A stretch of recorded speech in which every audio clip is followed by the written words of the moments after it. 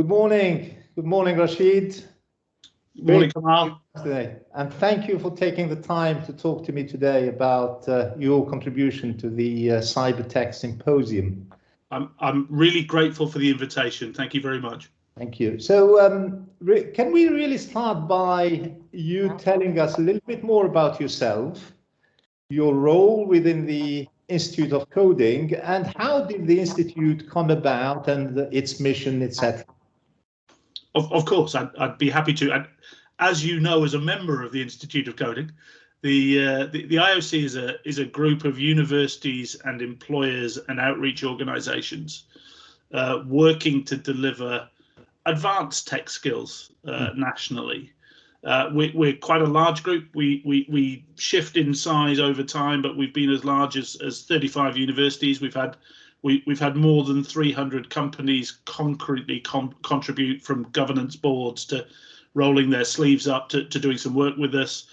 And we engage actively with about 20 outreach organisations, people like Code First Girls and Tech Talent Charter and Tech She Can, Future.now, those kinds of national large-scale network organisations. We came about as a government initiative, so we were explicitly named in the last government industrial strategy, and were funded directly from the DFE, actually governed by and filtered through the Office for Students, but it's ultimately DFE money, and it's certainly been an interesting endeavour. You know about the shortage of tech skills in general, and we'll talk about cyber skills specifically in a second, I think. But we enrolled more than 900 learners on new, often short, often online courses. We saw real progress in terms of diversity. So we reached a situation where 47% of our enrolled learners identified as women, for example. And I think more than anything, we saw a real collaboration between employers and educators at scale and at pace that doesn't exist on its own. I think it takes some effort. So I hope that gives a flavour of the IOC, which I know you know because you've been actively involved in it and leading within it. No, I thought I should ask that question just to give our viewers and listeners the opportunity to have a brief overview of what the IOC is, because I think it's important that the mission of the IOC itself is something which we are very proud to be connected with, and I thought our viewers should know about its mission. But we will have a chat about the skills, and particularly you mentioned the diversity. You will be one of the key speakers at our symposium on the 7th of July. Would you give us a sneak preview about your talk? Really happy to. You will probably expect that I'd like to talk about skills and inclusion, and I think those two topics are central to our mission, but also nationally important. So within that, I think I'm going to talk about opportunity and need at a national level, but I really want to focus on three areas of interest. The first is how we provide skills to groups of people with different starting points. So I don't see this as a conversation in cyber or more widely in digital skills. It's not a conversation where we can assume that everybody starts at the same point. That there are people that are coming to the world of work for the first time, and we need to help them. There are people who have worked in other areas and need to know more about cyber. We need to help them. Frankly, at the other end, there are people who have worked actively within the IT sector and need a refresh of the skills that they have, and we need to help them. So I think that mission of providing different pathways for people with different starting points is one that's important. So that's the first bit. The second bit within that clearly is we need to help people reach different levels of expertise within cyber. If you look at the government agenda, there's a real need for fundamental basic cyber skills. Everybody needs some. In the rapidly digitalizing world, we need to make sure that everybody has some understanding of cyber. At the other end, there's a real shortage of people with specialist cyber skills. I think We look across a number of areas of tech, but cyber is one of those areas where I think the skill shortage is really acute. And I think anecdotally, we know in other areas that we need to get more learners. I think in cyber, the shortage is sufficiently acute that there aren't enough people to teach cyber. So I think that idea of different levels of expertise is one that I'd like to cover. And then the third thing is this idea of different destinations. We'll talk about this in a second, I think, but there is not one cyber industry to join. Mm-hmm. There are multiple parts of an increasingly complex industry to join and to specialize in and to progress. So I think that idea of diversity of destination is one that I'd like to talk about as well. And that's one thing that I really want to pick up with you, just about skills and the shortages and the gap you were referring to, which is as well very well documented by government and the private sector. So what are the challenges? You talk about not enough teaching of the skills or the subjects. Is it about universities not delivering the right skills, colleges, education establishments? The government has a number of initiatives to support the skills agenda in STEM in general and cyber in particular. So what are the challenges? Why aren't we getting there? And presumably this could become worse as new technologies arise, blockchain and AI and so on. I prefer to describe it as the opportunity getting bigger, but you're right. The size of the challenge increases. I don't know that there is one single magic bullet. I'm sure that at the level that you and I work, that there's work to be done. So universities need to continue to evolve their offers, both in terms of the subjects that we teach and in terms of the pathways that we offer. I'm sure that's correct. Back to this idea of different levels of expertise, I don't know that we can do that in isolation. It would take a very long time for us to develop new capabilities across the breadth and depth of the cyber field. So I think the issue is exactly that of breadth and depth. We know that the UK Cyber Council has listed 16 different cyber specialisms, each of which have a variety of roles that come from them. So that's an awful lot of breadth of ground to cover. And similarly, we need to help people whose work is not in cyber to get enough skill to be safe and to make their businesses and their workplaces safe.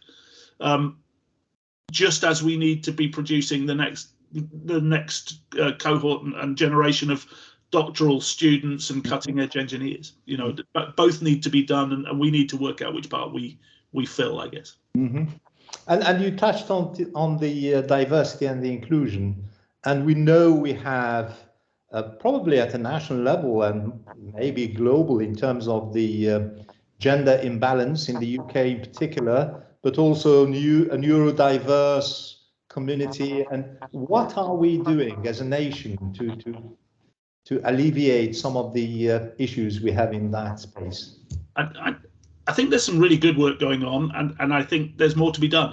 But both sides exist. So in terms of the work that's ongoing, we are involved in some work, and you again have been involved in that. But you can see initiatives coming from government. So, for example, the AI conversion courses have requirements for the inclusion of groups of learners that don't often speak to us as universities.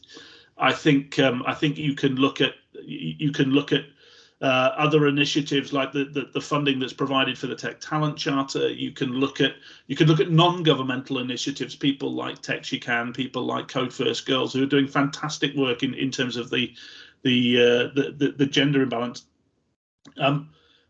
I think it's worth saying that inclusion is not an objective that you can complete and stop. Yeah. So I think there's great work going on in government. I think there's great work going on outside of government, but I think maintaining a notion of challenge. Mm-hmm. We've been involved, as you know, in increasing conversations around social mobility, around low participation, around the drivers of those kind of exclusions. And frankly, that area is less mature than the understanding we have around gender inclusion and concerns around ethnicity and progress. So I think that there is good work going on. I think behind that is a bigger challenge of making sure that we continue to assume that there's work to be done. And absolutely, I totally agree. There is no graduation ceremony. We need to carry on working, looking at these issues all the time. So some of the organizations I work with, and I'm sure similar in your case, they talk about sometimes confusion about all the different programs and initiatives coming from the government. Do you think that the government are doing enough to try and do something about this skills gap? I'm not sure that it's fair to single out the government in this sense. I'm happy to criticise us all in this space. So I think my answer is similar to the previous one. That there's good work going on and more is needed. Yeah. And in the same way that there's no graduation ceremony, I'm not sure that there's a fixed curriculum either. We're still discovering areas in which we're excluding and discovering areas in which we're not serving groups of learners in the way that we should. But I am absolutely sure that we continue to fall short of providing universal access for all. And whilst that is true, no, it's not enough. No, none of us can rest easy. So I think an environment of challenge is more helpful than an environment of congratulation, if that makes sense. And I totally agree and like your point about not singling one particular, organization, whether it's government or the private sector or the education sector. It's the responsibility of everyone. It really is. We need to work together on this. Yeah. Rachid, the symposium, the theme of the symposium is about national critical infrastructure. So are there specific skills that are needed for protecting national critical infrastructure, or it's, security, cybersecurity skills in general?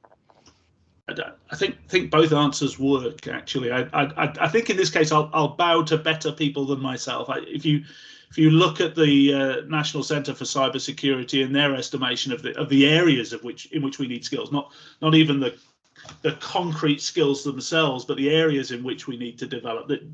I'll read briefly, but understanding, managing, designing, building, and operating, all areas in which there are cybersecurity challenges. So I think there are many. I know that the shortage of skills and talent exists across all of them, and I know that you and I, the IOC, the universities, the wider skills delivery sector, just need to stay abreast of a rapidly changing landscape, perhaps focused in those 5 areas, but by no means limited to 5 courses or 5 pieces of understanding. Does that answer your question, or did I carefully avoid? Thank you. Really appreciate it. Finally, Rachid, and sorry for taking so much of your time, any final thoughts from you? Yes, I thought about this last night as I realized that we'd be talking this morning. I think it's important to point out that this is a challenging area, but challenge presents opportunity as well as pain. We really do have the opportunity to get people to jobs that didn't exist 5 years ago. To give people areas to support people in their areas of passion in a way that helps the national infrastructure. And ultimately, this area is one in which we can have real advantage, both for individual learners and for the national competitive advantage. If we're good at this, there is advantage to follow. So I think I don't want to leave this as a list of challenges. I want to leave it as a set of opportunities, and one which will allow us to provide real benefit to real people. Rachid, as ever, a pleasure talking to you, and thank you for giving us your time and some insightful thoughts there. And I can't wait to listen to your talk on the 7th of July, and I'll see you there. Really appreciate it. See you on the 7th. Thanks, Kamal. All the best. Bye-bye. Bye.